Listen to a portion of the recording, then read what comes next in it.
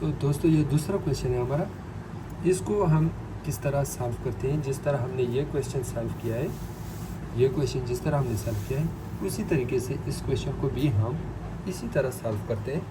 लेकिन ये स्टेटमेंट की फॉर्म में, ये थोड़ा आप लोगों को मुश्किल लगेगा, लेकिन ये उतना मुश्किल नहीं है, ठीक है। पहले स्टेटमेंट को देखते हैं। Asad and Aamir started a business with capital of 63,000 and 72,000। Asad और आमिर ने एक बिज़नेस स्टार्ट किया जिसमें असद ने 63,000 रुपीज़ डाल दिए और आमिर ने 72,000 रुपीज़ डाल दिए, ठीक है, रिस्पेक्टिवली सी, ठीक है। आफ्टर 1 ईयर, एक साल बाद, दे अर्नड अ प्रॉफिट ऑफ 45,000। 45,000 की उन्होंने प्रॉफिट की इस बिज़नेस में एक साल बाद, ठीक है। एक साल बाद इन्होंने कितने प्रॉफिट की? 45,000।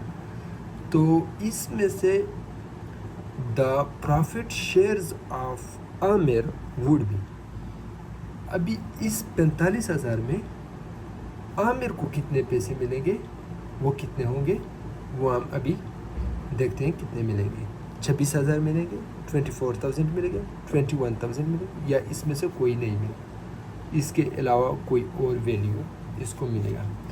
तो जाहिर बात है आमिर ने ज़्यादा पैसे डाले हैं तो आमिर को ज़्यादा पैसे मिलेंगे। तो इसको इक्वली डिवाइड नहीं किया जाएगा क्योंकि ये इक्वली डिवाइड नहीं है। अगर ये 50,000 था, ये 50,000 होता तो ये इक्वली डिवाइड करते 22,500 रुपीज़ ईच को मिलते हैं। अभी ये इक्वली नहीं है, इसने कम पैसे डाले, असद ने कम पैसे डाले, तो इस वजह से असद को कम शेयर मिलेगा प्रॉफिट में। इसी हिसाब से असद का जो लॉस होगा उसका लॉस भी उसी हिसाब से कम होगा जितने उसने पैसे डाले, ठीक है। इस कंसेप्ट को आप समझिएगा। तो सबसे पहले आपने उसी रेशियो के हिसाब से, एक असद है, एस से मैं इसको डिनोट करता हूँ।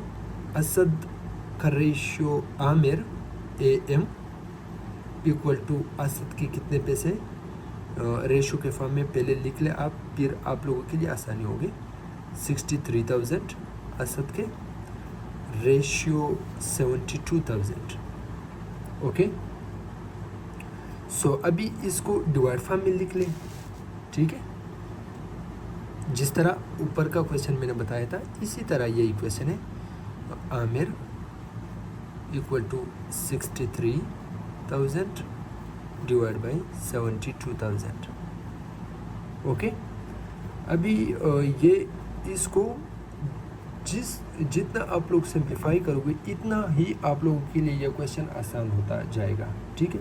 अब ये 3 ज़ीरो इस 3 ज़ीरो के साथ काटते हैं क्योंकि ये डिवाइड में है। अगर ये मल्टीप्लिकेशन में होगा तो ये 3 ज़ीरो इसको ऐड होते होंगे, ठीक है। लेकिन ये अभी डिवाइड में, इस वजह से ये कट जाएंगे, ठीक है। अभी ये 63 और 72, इस तरह टेबल आप ढूंढो जो 63 पे भी जाए और 72 में भी कट जाए, ठीक है। और ये इस तरह टेबल कौन सा है? आप 5 ले ले, 5 नहीं होगा। आप 6 ले ले, 6 भी नहीं होगा क्योंकि ये इवन है और ये आड है, नहीं होता। 7 ले ले, 7 इस पे आता है लेकिन 7 72 पे नहीं आता। 8 ले ले, 8 भी नहीं आएगा ये क्योंकि ये अगेन आड है, ये इवन है। 9 ले ले, 9 का टेबल इस पे भी आता है और इस पे भी आता है। 9 7 ज़ार 63, ओके। 9 इक्वल टू 9 7 ज़ार 9 की टेबल डिवाइड बाई 9 8 ज़ार, ओके। इस बिज़नेस में जो मुनाफा होगा वो असद को 7 हिस्सा होगा, 7 पार्ट मिलेंगे और आमिर को मिलेंगे 8 पार्ट्स। टोटल पार्ट्स कितने हो गए? टोटल 15 हिस्से हो गए। इस बिज़नेस के हमारे पास कितने हिस्से हो गए? 15 हिस्से हो गए। Total parts is 15। 15 में से 7 इसे किसको मिलेंगे? असद को, और 8 इसे आमिर को मिलेंगे, क्योंकि असद ने कम पैसे डाले थे इस वजह से 7 इसे इसको मिलेंगे। तो अभी 45 टोटल हमारे पास 45,000 है। तो 45,000 को आप 15 पे डिवाइड करें, 45,000 डिवाइड बाई 15, आप लोगों के पास एक हिस्से का वैल्यू आ जाएगा। इस बिज़नेस में एक हिस्से का वैल्यू आपके लोगों के पास आ जाएगा। तो वो कितना होगा? अभी ये 3 ज़ीरो तो इसी तरह लगाएंगे क्योंकि 15 के नीचे नहीं है ये 3 ज़ीरो, ठीक है। अभी 15 की टेबल दोनों पे आता है, तो 15 3 जार 45 और 15 1 जार, तो ये 3 आ गया, ये 3 ज़ीरो 3000। एक हिस्से की जो वैल्यू है वो 3000 आ गई। अभी आप चेक कर ले असद के कितने हैं? असद के कितने हिस्से? 7 हिस्से, और एक हिस्से का कीमत कितना है? 3000। सो 3000 मल्टीप्लाई बाई 7, ये कितने हो गए? 7 21, 21,000 असद को मिलेंगे।